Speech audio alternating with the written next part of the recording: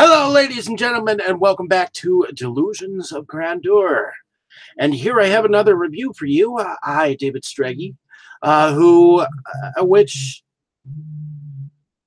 normally, when I think about Winchester, I think about a miniseries by the name of Rose Red, or The Diary of Ellen Rimbauer. But within the last year, in 2018, through production companies Black Labs Entertainment and Imagination Design Works, along with CBS Films Distribution Company, Eclipse Pictures, Screen Australia, Screen Queensland, and Film Victoria backing the picture. The film is also known as The 13th Hour, or in other countries, it has been known as Winchester, the house that ghosts built, directed by the Spierig Brothers. And the Spierig Brothers are twin brothers by the names of Michael and Peter. But as far as the cast goes in this particular film, Helen Mirren portrays Sarah Winchester, who for 38 years lived in a sprawling mansion that she inherited from her husband, Oscar Winchester, who owned the company that made the repeating rifle that made it so well. Now, one of the things that you should probably know is that a large portion of this movie had to deal with the lever action rifle made by the Winchesters that was used during the American Civil War. This is actually, in fact, wrong. The first Winchester lever action model did not appear until after the war in 1866. The similar looking Henry rifle and the Spencer rifle were the main repeaters used during the war.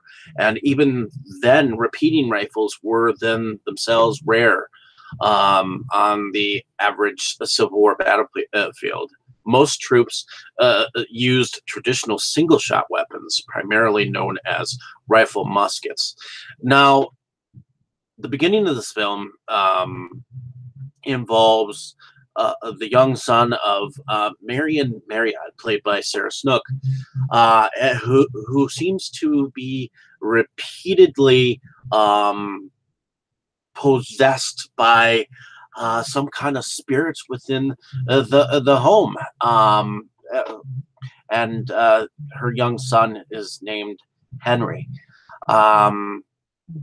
Who is played by Finn Cicluna O'Prey. So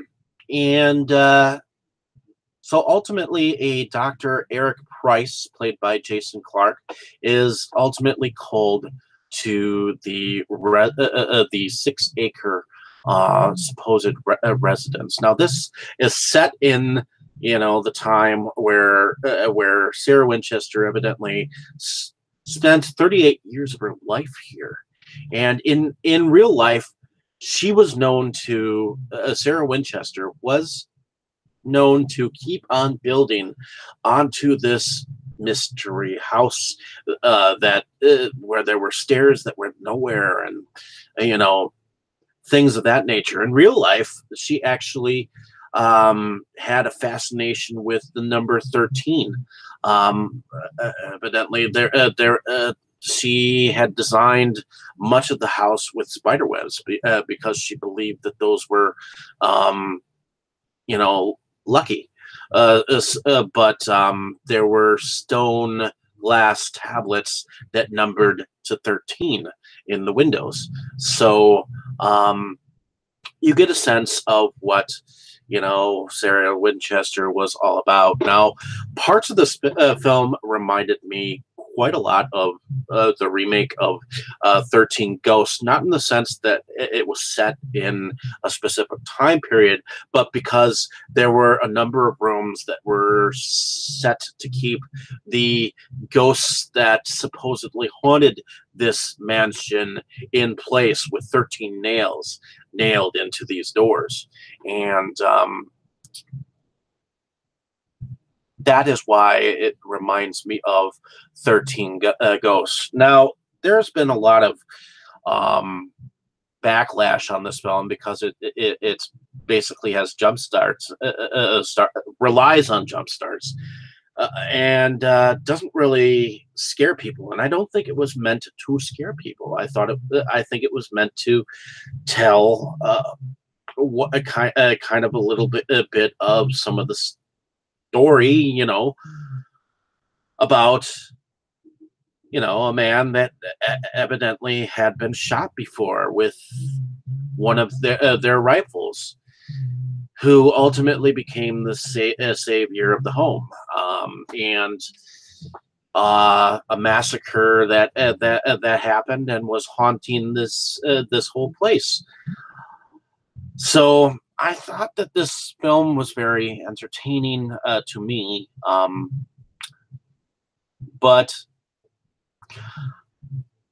and I thought that Helen Mirren portrayed her, at least in spirit. The only thing is I would have imagined that Sarah Winchester should have had a more haunting look. I guess there was a difference in height. She was 5'4" to her 4 inches, 4 feet 5 inches. So I guess there was that, and things of that nature. So, yeah, I was entertained by it. I kid you not. I enjoyed it. So screw me if I enjoyed it. I know that there were a lot of people who didn't enjoy the story or the storyline, but I liked the tone. I liked the haunting tone that it had. My biggest problem is the fact that not only the mansion should have been haunted, not only the child should have been haunted. I think that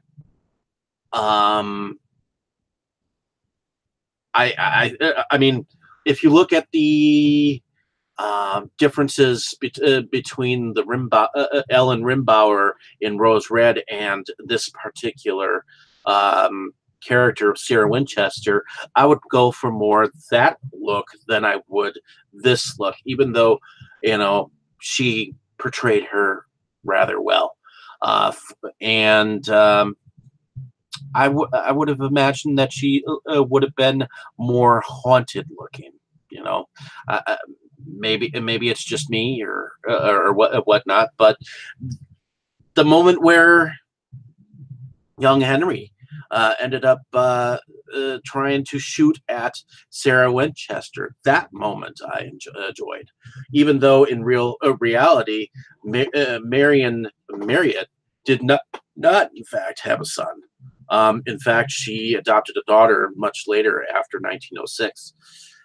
So, yeah, there were some factual things that didn't play into the film. So I think they should have done at least a little bit more research for the actual tale. But I think because of the success of The Conjuring, that is why they went with this particular film. And I don't think something has been entirely done, except for on the Asylum or Rose Red or the Diary of Ellen Rimbauer, that really depicts the house so well. In fact, so I was entertained by this film, although I wish that I could have seen more of the inside of the Winchester mansion. You saw a lot of outside shots. You saw some shots in the very beginning, but much of this was not done on the actual Mystery House site, which is located in San Jose, California. So, but there you have it. There's my description of this film. I thought the acting was relatively decent, and especially since you get to see a good side of Jason Clarke, whereas in like Death Race, he played this prison guard who wasn't exactly a very good man. So, in any case, definitely, if you get a chance, check out the film yourself. If you don't enjoy it like I did, you don't have to. And there you go. So hopefully you enjoyed my description of this film. Like and subscribe to my page if you have not. This is what the film looks like. Definitely check it out in your own right. And thank you so much for listening. Have a great day, evening, and morning, wherever you are. Appreciate your time spent on my page or channel. And I look forward to describing some more of these films for you. I just enjoy going on about every single one of them. So, in any case, thank you so much. Have a great day, evening, or morning, wherever you are. Appreciate the time.